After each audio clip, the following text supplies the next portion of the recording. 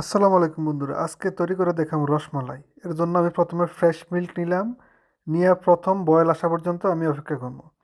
যখনই প্রথম বয়েলটা আসা পারবো আমি এদিকে হালকা ঠান্ডা করার পরে ভিনেগার অ্যাড করবো। আপনারা ভিনেগার বা লেবুর রস অ্যাড করতে পারেন চাইলে, আমি এদিকে ভিনেগার ইউজ করছি। ভিনেগার দিয়ে দেখেন কিছুক্ষণ নাড়াচাড়ার পরে দেখবেন আপনারা একদম দুধ থেকে ছানা সব আলাদা হয়ে আসবে। ছানাগুলো আলাদা হয়ে আসার পরে একদম সুন্দর করে একটা ছাঁকনির সাহায্যে বা কাপড়ের মাধ্যমে ছাঁকে নেবেন। এদিকে দেখেন আমি ছাকার পরে ছানাগুলো ভালো করে ধুয়ে নিলাম, ধুয়ে একদম পানিগুলো চিপ্পা ফ্রেশ করে নিলাম। এদিকে আমি হাতের তালুর সাহায্যে দেখেন সুন্দর করে একটা ডো বানাইলাম, ছানাগুলো একদম নরম করে নিছি আমি এদিকে। এই ডোটা যদি ভালো না হয় তাহলে কিন্তু রসমালাইয়ের মিষ্টিটা ভেঙে যাওয়ার সম্ভাবনা থাকে। এদিকে দেখেন আমি একটু ময়দা অ্যাড করলাম আর একটু ঘি অ্যাড করলাম। ঘি অ্যাড করার পরে আবারও মাইখা আমি একটা ডো তৈরি করে নিলাম, যেটা থেকে আমি রসমালাই বানানো শুরু করবো। এদিকে দেখেন আমার ডো প্রায় রেডি। এই যে দেখেন এবার আমি সবগুলো মিষ্টি একটা একটা করে নিয়ে রসমালাইয়ের সাইজ দিয়ে দিলাম। আপনারা চাইলে গোলও করতে পারেন বা ছোটো বড় আপনাদের ইচ্ছা মতো আপনারা সাইজ করতে পারেন। এদিকে মিষ্টিটা রেডি হওয়ার পরে আমি এখন শিরা বানাবো। শিরার জন্য আমি চিনি নিছি, কিছু পরিমাণ পানি দিছি আর দুইটা এলাচি দিছি। এদিকে পানিতে বয়েল আসার পরে আমি মিষ্টিগুলো সব অ্যাড করে দিছি। অ্যাড করে এদিকে আমি প্রায় 10 থেকে 15 মিনিটের মতো সিদ্ধ করবো। ঢাইকে দিয়ে 10 থেকে 15 মিনিট হাই হিটে সিদ্ধ করার পরে দেখেন এগুলো ডাবল হয়ে গেছে ফুইলা। এখন আমি আর একটা পাত্রে ট্রান্সফার করে নিয়েছি ঠান্ডা হওয়ার জন্য। এই মুহূর্তে আমি মেন উপকরণ রসমালাইয়ের যে রস সেটা রেডি করবো। এর জন্য আমি 1 লিটারের মতো ফ্রেশ মিল্ক নিয়েছি, যেটার জাল দিতে দিতে অর্ধেক সাইজে আনতে হবে। এদিকে দেখেন আমি দুইটা এলাচি অ্যাড করলাম আর দুইটা ছোটো আকারের দারচিনি অ্যাড করলাম জাস্ট একটু ফ্লেভারের জন্য। এগুলো আমি একটু পরে আবার ফালাই দেবো। এই পর্যায়ে দেখেন একটু বয়েল আসার পরে আমি এদিকে অ্যাড করবো কনডেন্স মিল্ক। আপনারা কনডেন্স মিল্ক অ্যাড করতে পারেন বা চাইলে গুঁড়া দুধ অ্যাড করতে পারেন, যেটা আপনাদের সুবিধা হয়। এটা অ্যাড করতেছি দুধটা একটু গাঢ় করার জন্য আর একটু ফ্লেভারটা বুস্ট করার জন্য, আর কিছুই না।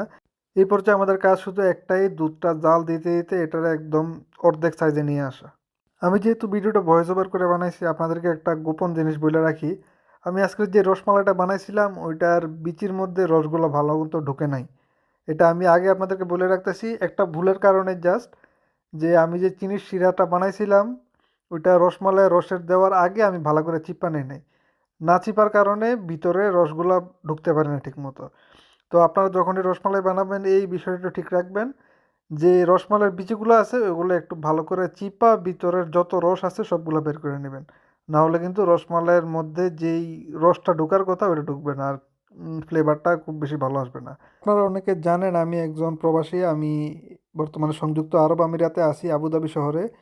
আমি আমার এই চ্যানেলটাতে বিভিন্ন ধরনের কুকিং রিলেটেড ব্লগ, বিভিন্ন ধরনের লাইফস্টাইল, তারপরে বিভিন্ন ধরনের ট্রাভেল ব্লগিং শেয়ার করি আপনাদের মাঝে। আমার ভিডিওটা যারা আজকে নতুন দেখতেছেন প্রথমবারের মতো অবশ্যই ফলো করে সাথে থাকবেন নতুন আরও ভিডিও পাওয়ার জন্য। তো দেখেন দুধগুলো জাল দিতে দিতে একদম প্রায় অর্ধেক আকারে চলে আসছে। এই পর্যায়ে আমি রসটাকে ঘন করার জন্য একটু কর্নফ্লাওয়ার অ্যাড করব। এটা অ্যাড করার সাথে সাথেই দেখবেন যে রসটা একদমই ঘন হয়ে গেছে।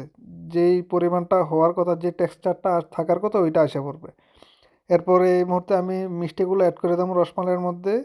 অ্যাড করার পরে কিছুক্ষণ জাল দিয়ে নিলেই রসমালাই রেডি।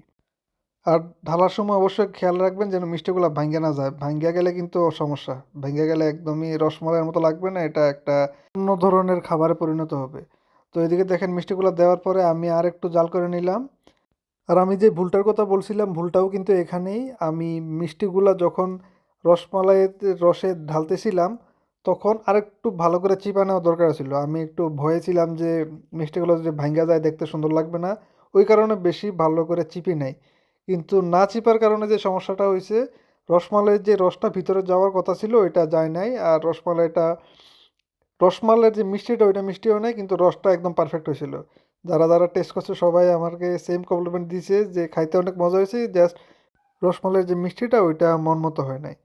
তো এটা আমার যেহেতু প্রথমবার বানাইতেছি, এটা আমার তেমন খারাপ লাগে নাই। এটা একটা এক্সপেরিমেন্টই ছিল বলতে পারেন, ভবিষ্যতে আবার বানাবো। আর অবশ্যই রসমালাইটা রেডি হওয়ার পরে একটা লম্বা সময় ধরে ফ্রিজে রাখবেন। ফ্রিজে যত বেশিক্ষণ ঠান্ডা করতে পারবেন রসমালাইটা খাইতে তত মজা হবে। আর রসটাও মিষ্টির মধ্যে অনেক ভালোভাবে ঢুকবে। তো এই ছিল আজকের রেসিপি। দেখেন রসমালাই আমার রেডি আজকে। এখন আমি একটা প্লেটে সার্ভ করে নেব, তারপরে সবাই এনজয় করব। তো আরেকটা রিকোয়েস্ট, যারাই আমার পেজে নতুন আছেন ভিডিওটা যদি ভালো লাগে অবশ্যই একটা লাইক করবেন। আর আপনার কোনো মতামত থাকলে অবশ্যই কমেন্টে বিস্তারিত জানাবেন। এখন আমরা সব বাংলাদেশিরা একসাথে এনজয় করবো। সবাই ভালো থাকবেন, দেখা হবে পরবর্তী ভিডিওতে। আসসালামু আলাইকুম।